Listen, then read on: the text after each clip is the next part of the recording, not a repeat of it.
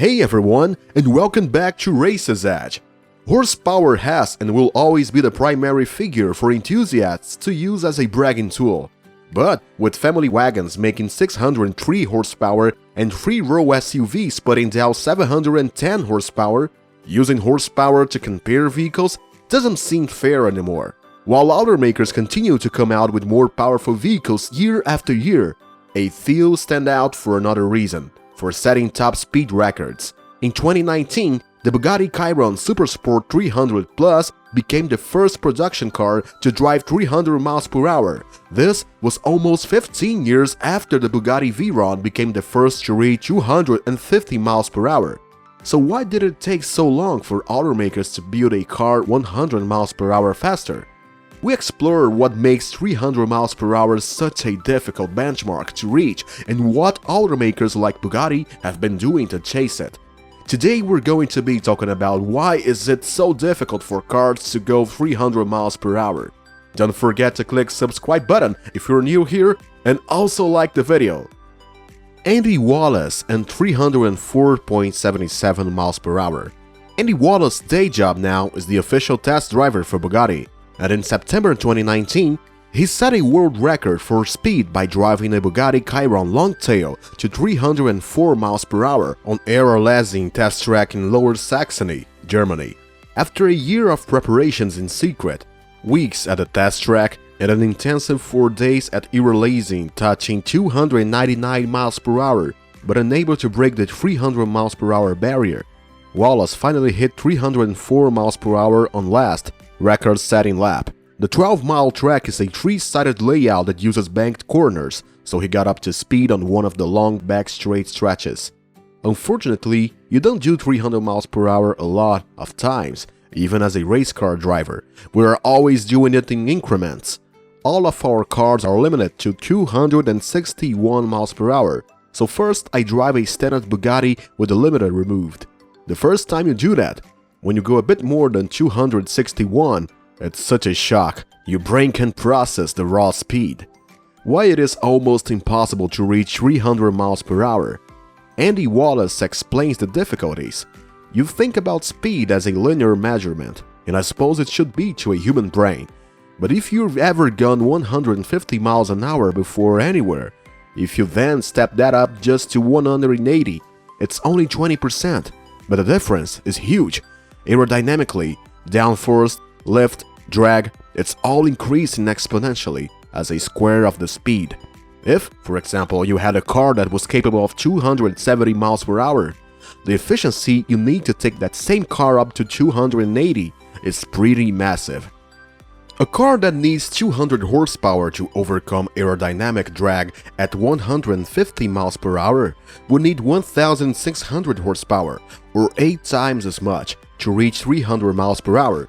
But to build a 300 mile per hour car, it is not as simple as a monstrous engine. First, you need to start with the tires. Tires are one of the most important. And at 300 miles per hour, when a puncture or blowout can end in disaster, they mean everything. This is what Andy is saying about the importance of the tires. One of the things you need to do is you need to stop the tire from changing shape, because these enormous steering forces would actually make the tire ground on the top. The tires were not totally different, same carcass, same molding as the standard Chiron tire, but what they did do is reinforce the very last steel band that goes on the tire before the rubber goes on. I think the tricky part was they didn't want to increase the weight of the tire. Bugatti chose every engineer's favorite weight-saving material: carbon fiber. It can be 10 times stronger than steel but 5 times as light. To test it, they are using the same test bench used by companies like NASA. They found that it could handle up to 318 miles per hour before warping. But it is also important to understand that even the strongest tire means nothing without the power to spin them. And one of Bugatti's biggest competitors in the race to 300 miles per hour, Hennessy, understands that. The company's upcoming Venom F5, estimated to reach 301 miles per hour, houses a 6.6-liter V8 that makes an astounding 1,817 horsepower. To generate more horsepower, an engine has to burn more gasoline, which requires more air. One of the most common ways to feed more air into the engine is through turbochargers. RPM stands for revolutions per minute, and it measures how fast the engine is spinning. In general, the faster an engine spins, the faster it burns air and gas, and as a result, the more power it makes. A smaller engine with smaller and lighter parts can spin faster with more efficiency, but has potential to wear out quicker from the speed than a bigger engine with a lower RPM. All of this has to be taken into consideration when choosing an engine for speed records, but in the end, the biggest obstacle to 300 miles per hour is air. Christian von Koenigsegg. Christian Erland Harald von Koenigsegg is the founder and CEO of the Swedish high-performance automobile manufacturer Koenigsegg Automotive AB. In 1999, Koenigsegg launched the Koenigsegg project, which eventually became Koenigsegg Automotive AB. Now, more than 20 years after he founded his namesake car firm at the age of 22, Mr. Koenigsegg has created the world's fastest road car, the 1-1, which can go from 0 to 400 km per hour in just under 20 seconds. Here is his point of view. The resistance increases in square, so going from 200 to 300 is basically, roughly calculated, double the energy that you're running into. At around 200 miles per hour, you get more into airplane aerodynamics, where you're actually compressing the air in front of the vehicle and it takes different routes over the bodywork than at lower speeds. That's why the goal of engineers when designing a hypercar body is to eliminate as much drag as possible. No car does this better than automaker Koenigsegg's upcoming Jesko Absolute. It is the fastest Koenigsegg ever made, and the company will never endeavor to make a faster series production road car, ever. Based on the company's Jesko hypercar, the Absolute is estimated to reach as much as 330 miles per hour. Similar to Bugatti's record-breaking Chiron, it has a longer flattened tail. This makes sure air flows off the car's rear seamlessly. The standard Jesko features a massive rear wing to increase downforce for those tight corners on the track. Ditching the tail reduced the Jesko Absolute's maximum downforce from over 3,000 pounds to just 330. Every surface element on the Jesko Absolute has been purposefully constructed to reduce drag or surrounding turbulence around the car while increasing high-speed stability.